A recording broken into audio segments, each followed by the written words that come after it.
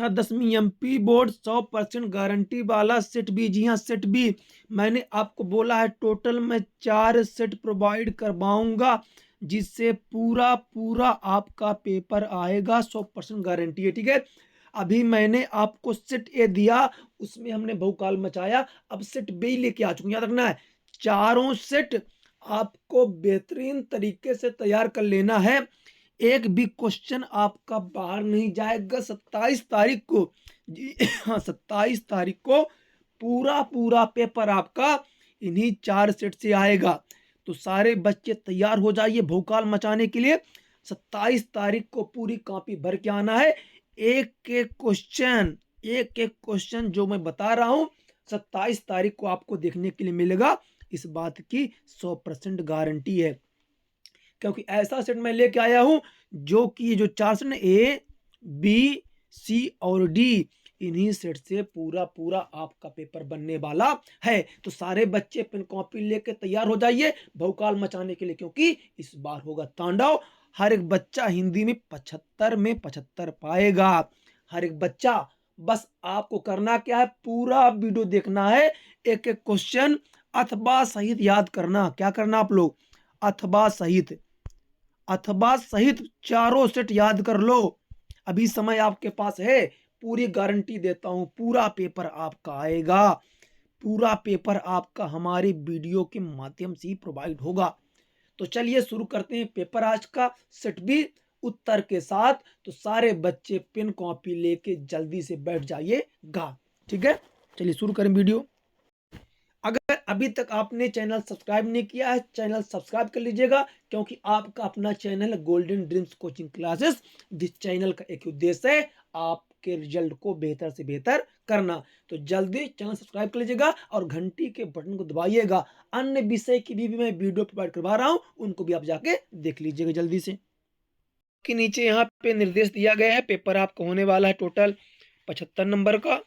यहाँ पे 1 से 5 तक प्रश्न रहेंगे, फिर 6-17 तक आपके अति लघु उत्तरीय रहेंगे, 2-2 नंबर के रहेंगे, 18 से 20 3 नंबर का रहेगा, और आपका 21 से 23 4 नंबर का रहेगा। इसमें 120 लिखना है, इसमें 75 शब्द लिखना है, इसमें 30 शब्द, और इसमें ऑब्जेक्टिव टाइप। ठीक है, तो चलिए शुरू करें जल्दी से। हर एक बच्चा भरोसा करके जाए। अभी मैं आपके कमेंट भी पढ़ूंगा, कौन कौन क्या क्या कमेंट किया है।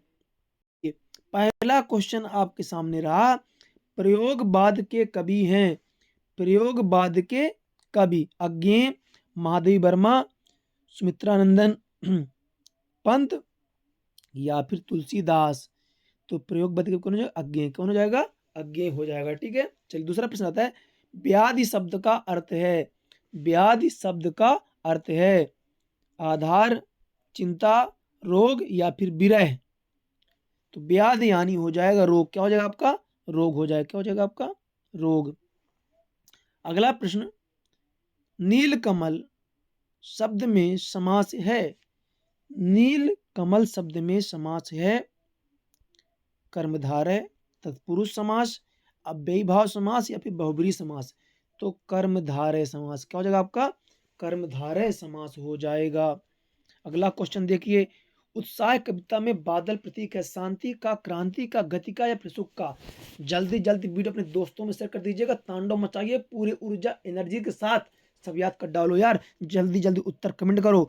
तो सूर्य तुम्हारे यहाँ पे उत्साह कविता में किसका प्रतीक है, तो क्रांति किसका प्रतीक है, क्रांति प्रतीक है। पचमा, कमली का शाब्दिक अर्थ है कम्बल, धोती, कुर्ता, या फिर वसंत। कमली का शाब्दिक अर्थ, कमली क्या हो जाएगा आपका, कम्बल। ठीक है, चलिए छठवां प्रश्न देखते हैं, श्रृंगार रस का स्थायी भाव, श्रृंगार रस का स्थायी भाव आपको बताना है, भय, क्रोध, स्नेह, रति। जल्दी बताइए। तो श्रृंगार क्या हो जाएगा, रति। क्या हो जाएगा श्रृंगार का आपका, रति हो जाएगा। ठीक है, हमारा एक ही उद्देश्य है, आपका रिजल्ट बेहतर से बेहतर करना लगातार, इसीलिए कंटेंट प्रोवाइड करा रहे हैं कि 22 या 23 तारीख को हम आपको चारों सेट प्रोवाइड करवा दें हर एक सब्जेक्ट के, ताकि उनको आप अच्छे से तैयार कर लो। अगर एक बच्चा कुछ भी नहीं पढ़ा है, वो भी इन चारों सेट को पढ़ के बेहतर नंबर पा सकता है। फिर भक्ति काल साहित्य में भाव की प्रधानता है, किस भाव की है, तो भक्ति भाव की। चौपाई छंद में मात्राएं होती हैं। चौपाई छंद में 16 मात्राएं, कितनी होती है? 16 मात्राएं। बाल गोविंद भगत पाठ गद्य की विधा के अंतर्गत आता है। तो रेखा चित्र, ठीक है। अर्थ के आधार पर वाक्य के भेद कितने होते हैं? 8 होते हैं, है ना। विस्तृत कलेवर वाले वाक्य को काव्य को सॉरी कहते हैं, तो महाकाव्य कह देंगे, ठीक है ना। फिर सच्चे साधु की पहचान उसके से होती है, विचारों से होती है, ठीक है। आगे बढ़िए। फिर यहाँ पे आता है आपका उत्साह कविता। उत्साह कविता, तो जयशंकर प्रसाद किसकी हो जाएगी?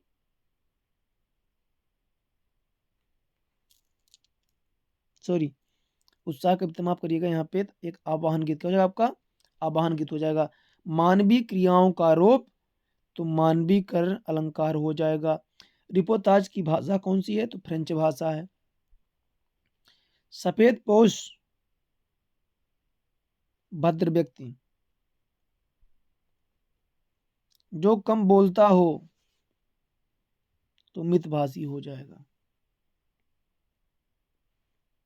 चलिए, उपन्यास के तत्व कितने होते हैं? 6 हो जाएगा, है ना। जो मितभावी है ना, सॉरी, जो कम बोलता हो मितभावी है, मितभाषी हो जाएगा यहाँ पे। चलिए आगे बढ़ते हैं। यहाँ पे आधुनिक कबीर किसे कहा जाता है? आधुनिक कबीर किसे कहा जाता है? तो नागार्जुन। किसे कहा जाता है? तो नागार्जुन को कहा जाता है, ठीक है ना, नागार्जुन को। ठीक। फिर रस के 2 अंगों के नाम लिखिए। स्थाई भाव, संचारी भाव, है ना। रस के अंग होते हैं 4, ठीक है ना। स्थाई भाव, संचारी भाव, विभाव और अनुभाव, ठीक है। काशी किसकी पाठशाला है? काशी किसकी पाठशाला है? तो संस्कृत किस पाठशाला है? संस्कृत की, संस्कृति। 2 स्वरों के आपस में मिलने पर कौन सी संधि होगी? स्वर संधि, स्वर संधि। जो मीठी वाणी बोलता हो, वाक्यांश के लिए एक शब्द है मृदुभाषी, मृदुभाषी। मीठी वाणी है, बोलो मृदुभाषी, ठीक है। चलिए आगे। श्वेत पताकाएं किसकी प्रतीक हैं? शांति और अहिंसा की। किसकी प्रतीक है? शांति और अहिंसा, अहिंसा, ठीक है।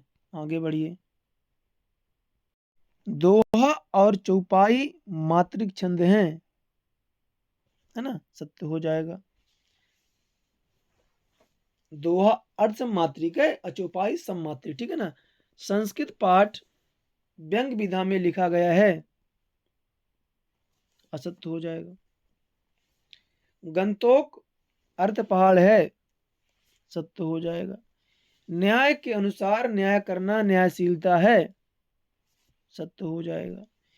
वीर व्यक्ति अपनी प्रशंसा स्वयं करते हैं, असत्य हो जाएगा। निराला पूंजीवाद के समर्थक तथा पोषक थे, असत्य हो जाएगा, ठीक है।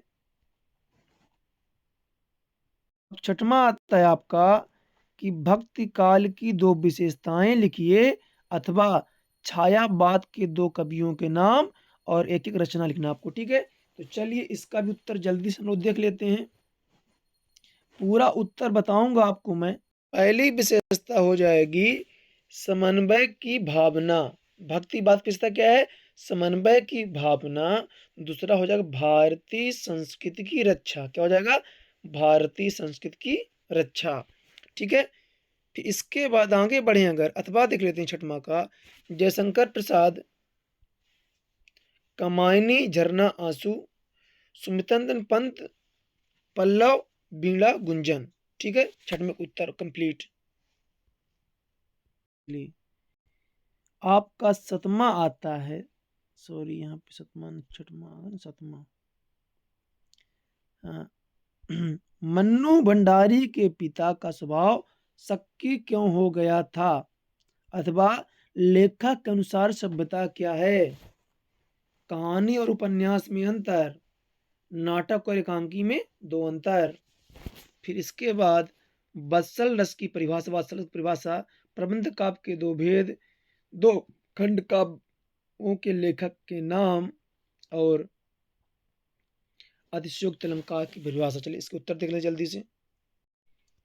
तो मंडू भंडारी के पिता का स्वभाव अपने निजी लोगों के विश्वासघात के कारण क्या हो गया था? विश्वासघात के कारण शक्की हो गया था। लेखक के अनुसार सभ्यता संस्कृत का परिणाम है। मनुष्य का खान पान रहन सहन आदि सभ्यता में आते हैं। कहानी और उपन्यास में अंतर, तो कहानी संक्षिप्त होती है, उपन्यास लंबा होता है। कहानी में सीमित पात्र होते हैं और इसमें पात्र संख्या अधिक होती है। ठीक है। इसके बाद नाटक और एकांकी में अंतर, तो नाटक इसमें गौण कथा के साथ सहायक कथा भी होती है। इसमें एक कथा होती है। इसमें पात्रों चरित्रों का संयोजन नहीं होता है, इसमें संयोजन होता है। ठीक है, आगे बढ़िए। फिर 9वां नंबर देखिए, वात्सल रस की परिभाषा, जहां बच्चों की आनंदमयी क्रीड़ाओं एवं बातों का वर्णन कौन सा रस होगा? वात्सल हो जाएगा। प्रबंध काव्य के दो भेद होते हैं, खंड काव्य और महाकाव्य। प्रबंध काव्य उसे कहते हैं जहां पर घटना या कथा काव्य के रूप में क्रम में चलती है। 10वां क्वेश्चन था आपका कि दो खंड काव्यों के नाम और कवि के नाम। तो ग्रंथ सूत्रपंद पंचवटी मैसम गुप्त एक खंड काव्य के नाम हो गए। फिर इसी अथवा में था आपका अतिशयोक्त अलंकार की परिभाषा। किसी काव्य में जहाँ किसी व्यक्ति या वस्तु की स्वाभाविकता से अधिक बढ़ा चढ़ा वर्णन किया गया, वहां पे क्या होता है? अतिशयोक्त अलंकार होता है। चलिए आगे बढ़ते हैं। प्रश्न क्रमांक 11 देखते हैं जल्दी से। फिर 11 नंबर, 12 नंबर, ठीक है, कभी आत्मकथा लिखने से क्यों बचना चाहता है। 13 नंबर, ऐसे प्रश्न लेके आऊं ना कि पूरा पूरा का पेपर यहीं से बनने वाला है। 14 नंबर, ठीक है ना। चलिए इसके उत्तर देख लेते जल्दी से। चलिए 11 नंबर,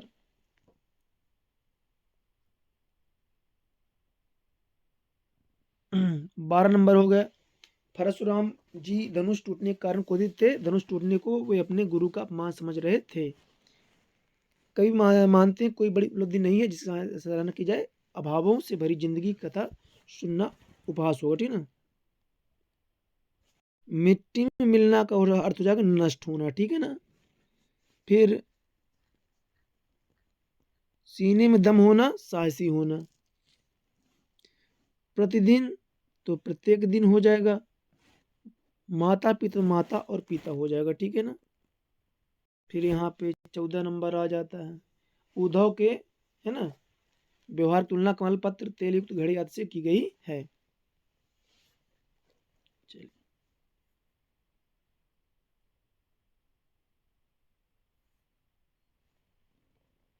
15 नंबर, ठीक है,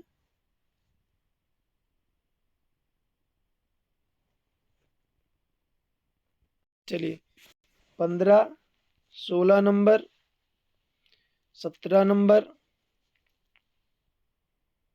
18 नंबर, 19 नंबर। एक एक क्वेश्चन अपने को बढ़िया से करना है, ठीक है। बार बोलो अथवा सहित करना, ठीक है, अथवा सहित करना आप लोग को, अथवा सहित करना है ना।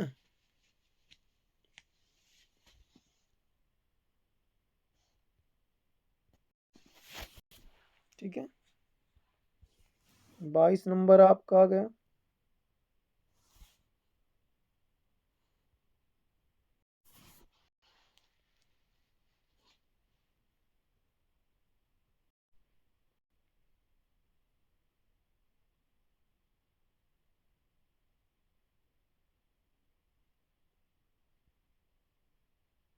चलिए 23 नंबर है ना।